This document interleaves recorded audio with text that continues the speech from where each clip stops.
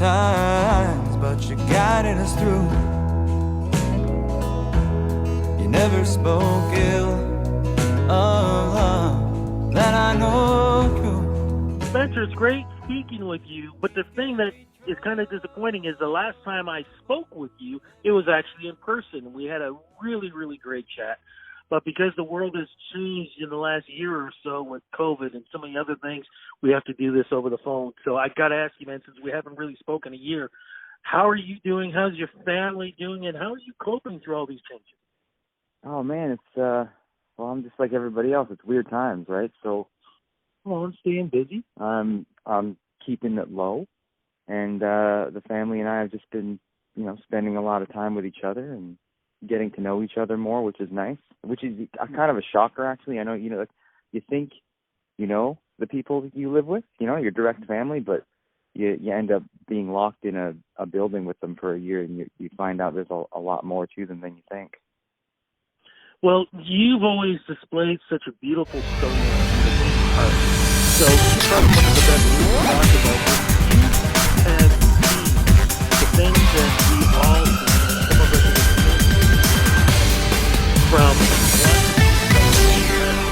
COVID, from seeing the marches and Black Lives Matters, the taking over the Capitol in the U.S., the stuff we see on social media with the terms Karens and Kevins now being a popular thing to say, people losing jobs, people, mental health going on, just so many things. And I could just keep going and going. What was it like for you to see these things? And, did it change the way you see the world? And did it even change the way you write or, write music? Well, I don't know if it's changed the way I write music because I've kind of always felt the way I feel, and the way I feel now, seeing all of these things, the marches and the coming together of people and the kind of revealing of a lot of, I guess the word is crooked and selfish ways that have, the government has, I guess not the government, just people in general. There's a lot of evil out there. And right now, I think people, maybe it's just because they have more time to think or finally have the time to think, but a lot of people are seeing this now. And with all of this, it's I won't say it's nice, but it's, it's kind of calming, I guess, to see that the entire world is now able to view the negative things that are happening. Everyone's just kind of forced, because of the way we've been living, to live in their own tiny little bubbles all the time. And now with the time to be able to really reach out and see, it's like people are finally, I guess the term that everyone's using is waking up. And it's it's interesting to watch how people have finally started to realize that the world isn't this perfect place. And there are a lot of people out there who have always realized this, but I think it's happening more and more. I think you're absolutely right. I think the people who are aware of this have spoken out, but they were sort of like, shush, be quiet. You're not supposed to talk about these things. Usually I talk about, when I talk to somebody about their new album, congratulations on that. I talk about the album first, then the single. But this time, I want to talk about the single, Hard Times, because congratulations on that. Congratulations on the video. Can you tell folks exactly what this song is all about? I mean, the name truly says it all, but what is the song about? And can you describe the video too, please, because it's got impact. Hard Times is, it's not a clever title. It's about exactly that. Interestingly enough, I wrote this song, I think I wrote this song in 2018, maybe early 2019, and it just so happens that it's very suited to the current times. It's in like a very layman's term, it's a love song, because I kind of associate everything with love, and emotion and feeling, and the world, it's going through a crazy hard time right now, but I think those hard times on a smaller scale are happening to single person every single day, through emotional struggle. You've been the gold at the edge of the screen. You've been the quiet world scream. You've been the warm world got cold. You've been my bright light on the darkest of roads. We definitely are going through that. This song is connected, though, with an album. What's the album called, and what's the theme of it, please? Well, the album's called Coyote, and the theme, I guess, of the album. I didn't have a title for this album for so long, and I started to think about what the songs meant to me and what the songs meant to what I hope they meant to other people, and they were to me, anyways, they were exciting, but they were also terrifying. There was love and hate involved in everything that I wrote.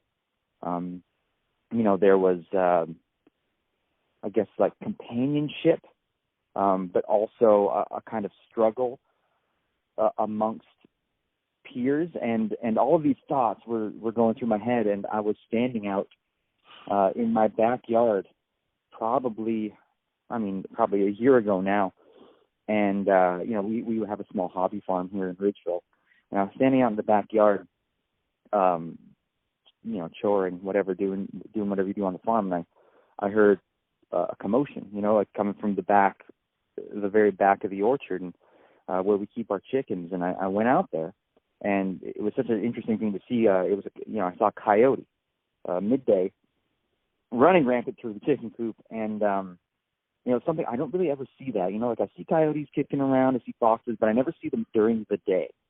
Mm-hmm. And I shoot it off and got rid of it, and I was absolutely livid. I was like, I want to swear, but I'm not going to because I like to keep it clean. But I was just like really mad. I was cursing at this animal, telling it to get out of there. I was trying to figure out a way to kill it. It had to go. It was taking something from me that I had put so much work into, and it was maddening. And so, I did, what anyone would do, and I was curious, and I wanted to find out more about this animal, so I put out little cameras, and, I tried to catch it during the evenings and during the day on these little motion sensor cameras, and I did eventually catch it on one of the cameras, and that coyote had come by the camera with a big old rat in its mouth, and I thought that was so cool, because I have you have a farm, you have a problem with rats, too. So this coyote, something that took something from me, was also, in a way, giving it back to me. Because, like I said, killing the chickens, but also killing something that would, cause disease and pestilence or whatever within my animals, the rats. So I kind of grew to love the coyote, and as opposed to fear it, which I normally would do, I grew to like almost form a bond with it, and it was this thing that I hated and feared, but now I grew to love it. And I almost wanted it to be a part of my life, and I found it like so interesting. I was always trying to find its tracks, and I was trying to find out what it was doing, and I always wanted it to be there, but at the same time didn't want it to be there. And with the themes I mentioned earlier with the album, I thought it was suiting to name it Coyote. It's all about the balance of life that we don't even realize is right in front of us. You're giving back in a lot of ways with this too, correct? Yeah. Oh, absolutely. Yeah. You have a charity, I do believe, or you're giving back financially in some way? Well, I mean, it's yeah, I guess, yeah. There's conservation groups that I donate to and put my time into, but it's also more of a mindset, and I think everyone can have this mindset. There's this beautiful world out there that we've forgotten about, and there's companies out there that are trying to bring balance back to the world through reforestation or conservation ethics. I'm a monthly supporter to the Ontario Federation of Anglers and Hunters, who would do an incredible amount of work for conservation. But I also, on this album, have partnered with Ontario Nature, who, again, go check out their website. They do some incredible stuff for conservation in Ontario, but we've actually done a really cool sweater that you can order from the website. It's Canadian-made, out of recycled and organic materials. It's a beautiful print done by my friend out west now, Jordan Derbyshire, and we partnered up with Ontario Nature, and $10 from every sale of this sweater goes straight to Ontario Nature, and they can use it as they see fit. Whether it's, like I said, reforestation or individual animal conservation or whatever they're working on at the time, but the money from the sales go to them. Very, very cool. No concerts happening one-on-one, but there's virtual shows happening. Anything could be happening with you in that sense? They keep popping up and they keep happening, but I'm doing something with the Folk Alliance at the end of this month. Just like a pre-recorded live session that I did solo that they're going to be playing part of their annual gathering. You can again find that online. I don't have the website or the link handy on me, but they they pop up constantly. I think I've done a good couple of fistfuls of these live streams or live concerts over the past year, and I'm sure there's more to come. You just kind of got to stay keep your eyes peeled onto the Instagram and the Facebook and all that, and I'm always post about it if they happen. Fantastic. We need some words of wisdom from you, my friend, because 2021 kind of has taken a little bit of what 2020 has been going through. What advice can you give us that's going to help us get through 2021, and hopefully people will be getting vaccines and start looking at each other differently instead of apart, as you said, coming together, and hopefully this world can be a better place. God, words of wisdom are such a heavy thing to fill. I guess I would say, all of the anger and love that you've accumulated during this time, locked up. When things get better, don't let that anger go. Don't let that love go. Keep loving each other. Stay aware of all the turmoil that's happening on this planet. Love all living creatures equally, and stay safe and healthy. Social media is the place to go. Where do we go to follow you? Oh, you can, on the internet? Yes. Okay, well, because I was going to say, you just come down to Ridgeville, Ontario. I'm probably taking a hike somewhere. You can follow me down the path. But, on the internet, though, you can, find me on Instagram. It's at Spencer Burton. And then Twitter's at Spencer A. Burton. A is my middle initial. And then, honestly, just go into Google and type in my name. I'm sure something comes up.